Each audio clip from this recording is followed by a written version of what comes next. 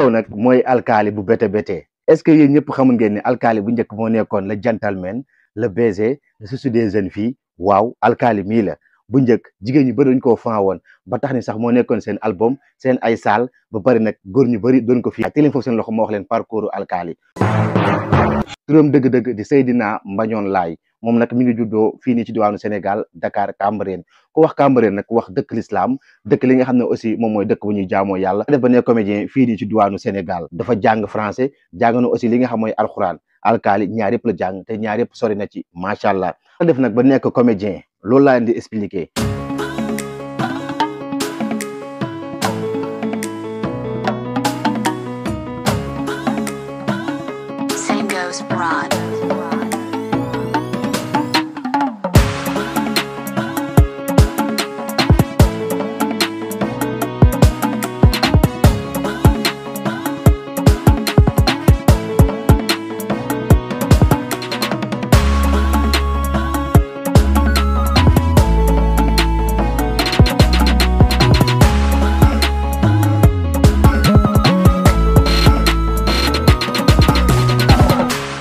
mën nañu wax ni foofu ci Cambérène dafa amoon benn daayira bu ndaw moom alkaali mi mu bokkoon ci ñëpp xam nañ nag ay Cambérène yooyu noonu diine rek moom moo leen ñor mais daayira yooyu nag bu 31 décembre jotee dinaa def nag li nga xam ne aussi moom mooy ay conférence wala aussi ay li nga xam moom mooy ay affaire religieuse mujj gi nag nel ne tey ñu see boole affaire ay sketch yu ndaw maanaam pour di mën a conscientiser li nga xam ne nag moom mooy jeunesse bi alkaali nag ci la njëkkee am benn rôle bu ndaw rôle docteur mu xawaasee am nag tuuti amour li nga xam ne aussi nag mooy théâtre alkaali nag avant muy dem fi nga xam mooy daara Kocc di ko ta nekk benn tur beneen tur bi njëkk a nekk joué fa nag li nga xam ne aussi nag moom mooy benn théâtre tudd Kumba après aussi nag ci lañ ko présenté waa daara Kocc mu daal dem daara Kocc jamono jooju nag mi ngi nekk xale bu ndaw a ndaw a ndaw xamee ni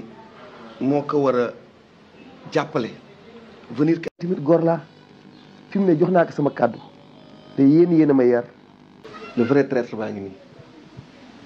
bu ma demee daara Kocc nag ñu intégré ko bi daara Kocc nag mu am fa nag rôle yi nga xam ne nii maanaam mooy acteur principal bi wala sax mu am ci benn rôle boo xam ne dañ koy démarqué bu baax a baax donc mbetteel bu rëy rëy laa am si yow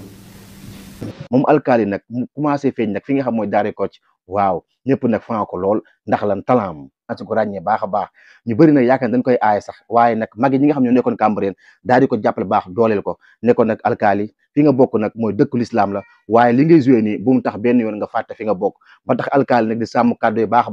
baax nag fan ko lool ndax ju muy joué yi maanaam mu mën lu muy joué lool professionnel macha allah ba tax sax chaque théâtre daara Kocc rek ñëpp dañ ko doon xaar mu daal di ñëw après aussi nag ci la nag daara Kocc daal di disparaître mu indi nag yeneen li nga xam ne nag moom mooy téléfilm yi xew yi maanaam théâtre yi ñëw yëpp dañ ko ci boole lan moo taxoon professionnel am ak li nga xam ne da koo mën a joué récemment gis nañ ko ci bete bete loolu nag gis nañ ko ci mbetteel ci alal si yu bëree bëri théâtre yi ba dañ si sentir alkaali ndax lan talent bi mu yore bi ak ni muy xam ne moom lay joué li nga xam ne nag moom mooy téléfilm yi kon sama gars yi tey nag alkaali lañ doon def portrait di ko sargal di ko fàttaliku mu nekk nag benn acteur fii si diwaan Sénégal ku mën li muy def macha allah di leen jox dig daje incha allah beneen artiste wala beneen star wala beneen ndaanaan incha allah. da ngaa bëgg di wéy di seetaan suñu ay vidéo maa ngi lay invité nga abonné bu la vidéo bi neexee aussi bul ko fàtte aimé. kon nag fii la ñuy yem ak yéen ñu leen di wax ni bu leen fàtte abonné te bës cloche de notification bi te ngeen wax ñu ci commentaire yi yeen artiste ak yeen star ngeen bëgg ñu indil leen seeni jaar-jaar kon nag fii la ñuy yem ak yéen ba beneen yoon ak Authentique Pro.